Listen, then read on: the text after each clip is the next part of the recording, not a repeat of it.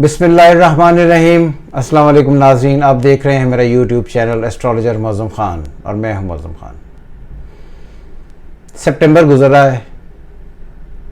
मैंने कहा था कि सितंबर जो है वो बड़ा एक्साइटिंग होगा फॉर इंडिया और for Pakistan and Pakistani politics.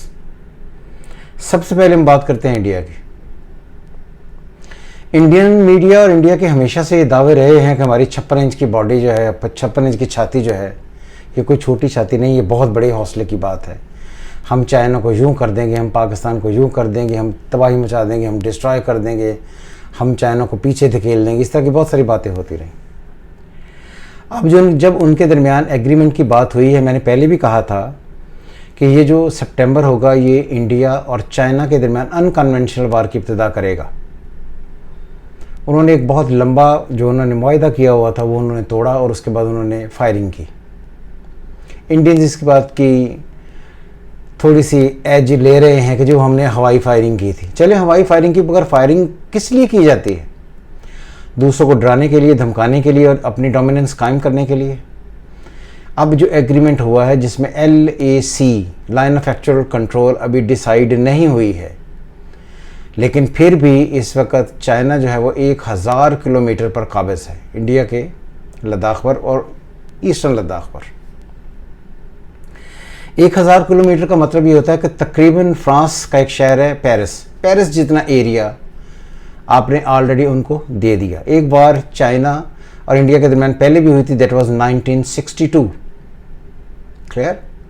1962 में सैटर्न इन एक्वेरियस था और जुपिटर इन पाइसेस था। अब है 2020 और 21 स्टार्ट होने लगा। अब सैटर्न कैप्रिकॉन से एक्वेरियस में जाने लगा और एक्वेरियस से वैसे रेट्रोग्रेड हुआ हुआ है। अब जुपिटर और सैटर्न इकट्ठे हैं। तब जुपिटर डिफरेंट अपने घर में था, लेकिन अब वो सैटर्न को सपोर्ट कर रहा है बीइंग कैटलिस्ट। सैटर्न तब भी अपने घर में था इन एक्वेरियस और सैटर्न अब भी कैप्रिकॉन में अपने ही घर में है। इसका मतलब ये है कि जब भी सैटर्न आएगा तो इंडिया के लिए, क्योंकि Saturn is west, Pakistan, gulf countries, Afghanistan, Iran, ये सारा सेक्टर जो है ये सारा उसमें इसमें सपोर्ट होगी टुवर्ड्स चाइना। और इंडिया क्योंकि सन कैप्रिकॉन में और एक्वेरियस में दोनों जगहों पर वीक होता है बाय बर्थ, तो इसीलिए इंडिया को डिफीट होनी ही थी। इसलिए ये देखें, अभी भी अगर आप ये समझें कि ये वॉर कोई टल गई है तो इसके कोई चांसेस नहीं है कि वॉर टल जाए। प्रॉब्लम सिर्फ ये है कि इस वक्त एक एग्रीमेंट उन्होंने वैसे ही किया है जिसमें एक्चुअल लाइन ऑफ कंट्रोल अभी मार्क होनी डिसाइडेड है। वह बाद में कर लेंगे, हम इसको डिसाइड करेंगे।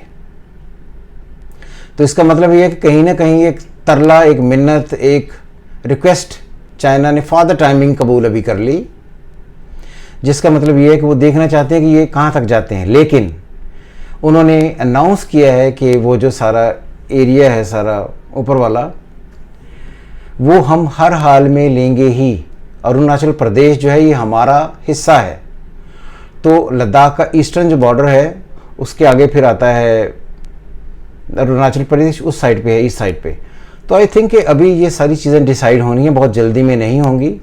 अभी इसमें 2020 और 21 एक 1.5 साल अभी पूरी तरीके से प्रॉपर लगेगा। लेकिन ये बात पूरी तरीके से याद रहे कि चाइना का हर हाल में जीतना बनता है और इंडिया का एस्ट्रोलॉजिकली किसी भी तरीके से, क्योंकि सैटर्न ने अभी आगे बढ़ना, फिर इन्हें एक्वेरियस में आना है, फिर सैटर्न, फिर सन फॉल होगा। तो अभी इंडिया के लिए दी वर्स्ट कंबस्टर, मैंने पहले भी कहा था 2020-2021 ये जो भी रिसेंटली टाइम चल रहा है ये इंडिया के टुकड़े करके जाएगा ही।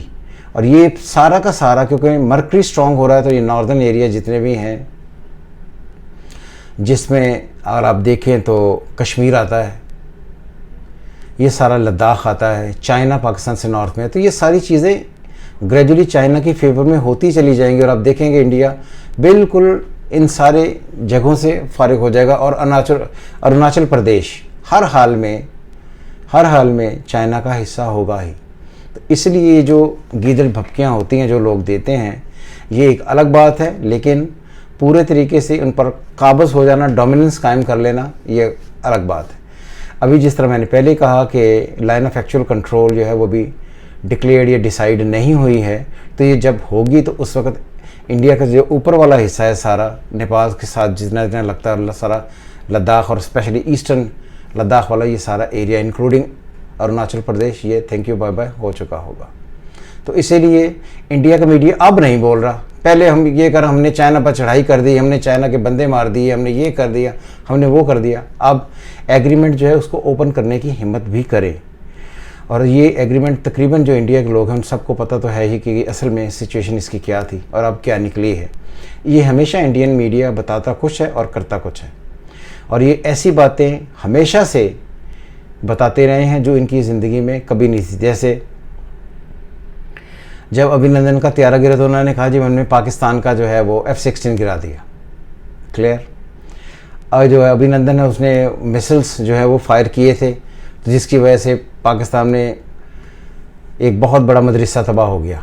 पाकिस्तान ने उसकी फुटेज भी दिखा दी, वो मिसाइल्स फायर भी नहीं हुआ उसकी फुटेज भी दिखा दी, लेकिन ये फिर लोग उसी तरह नहीं मानते थे। इसीलिए अब 1962 जब इंडिया की पहली बार हुई थी उस वक्त तो मीडिया था नहीं, उस वक्त की तो एक्चुअल पोजीशन का किसी को पता चला ही नहीं। लेकिन अब 2020 है, 21 है, तो अब मीडिया हर एक चीज़ को खबर देता है। तो आई थिंक मुझे ये लगता है कि 1962 की जो वार हुई थी और फिर पाकिस्तान इंडिया की जो वार हुई थी 1971 में, उसका बदला आज इंडिया जब चाइना ने लेकर पाकिस्तान को ये बात बावर करा दी है कि हम आपके साथ खड़े हैं और पाकिस्तान चाइना ताल्लुकात हमेशा के लिए इंशाल्लाह बेहतर हैं और आगे भी बेहतर रहेंगे। हमेशा की तरह इस वीडियो को सुने, बताएं, अपने कमेंट्स लिखें। खुदा हाफिज़। पाकिस्तान जिंदाबाद।